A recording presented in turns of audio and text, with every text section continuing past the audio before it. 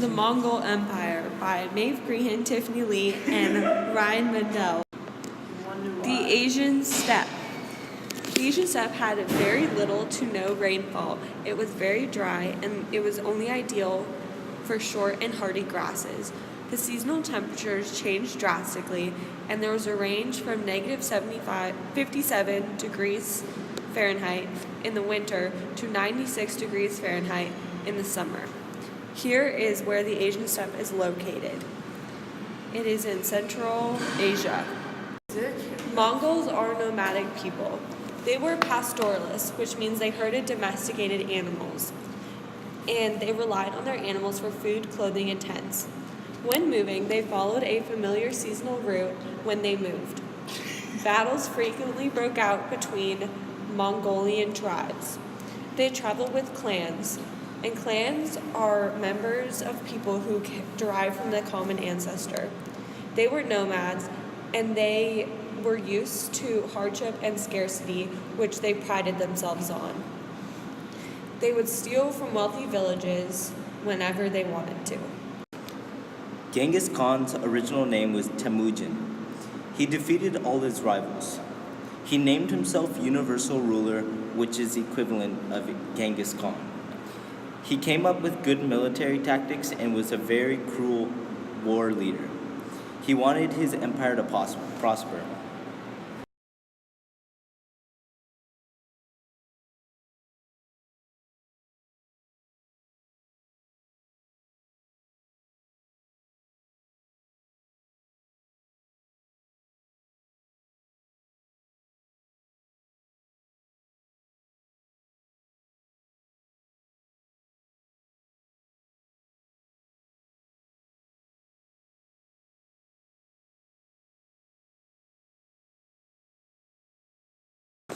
Genghis Khan's military strategies include going around the Great Wall of China. He even paid off the Chinese mercenaries.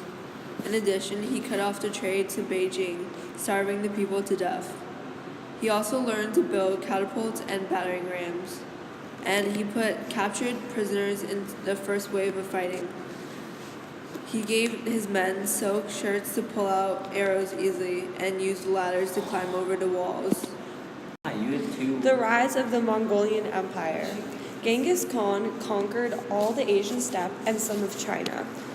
He made the capital a cultural and trading center. He established medical corps. He created a legal system, and he set up trading links throughout the whole empire. Education was very important to him. He also created a postal system. He had Chinese people teach him their military weapons and strategies. After Genghis Khan's death, his grandsons and sons split the empire into 4 khanates, or regions. The 4 khanates were the Khanate of the Great Khan, Khanates of Shagati and Yigate, Khanate of Golden Horde. A descendant of Genghis Khan ruled each of them. Kublai Khan was Genghis Khan's grandson. He fulfilled his grandfather's wish to conquer the rest of China. He also created a new dynasty, the Yuan dynasty. He tolerated Chinese culture and made few changes to the legal system. While unlike most Mongols who lived away from the Chinese, he enjoyed a luxurious lifestyle. He had several homes, but he was unable to conquer Japan, which due to a typhoon, which the Chinese called Kamazin. Kublai Khan was Genghis Khan's grandson. He fulfilled his grandfather's wish to conquer the rest of China. He created a new dynasty, the Yuan dynasty.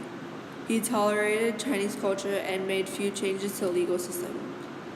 Unlike most Mongols who lived away from the Chinese and was not settled, he enjoyed a luxurious lifestyle and had several homes. He was unable to conquer Japan due to a typhoon, which the Chinese call kamikaze. Pax Mongolica. Pax Mongolica was a time of peace and stability. Traders were guaranteed safe passage between China and Europe. There was lots of trade between China and Europe.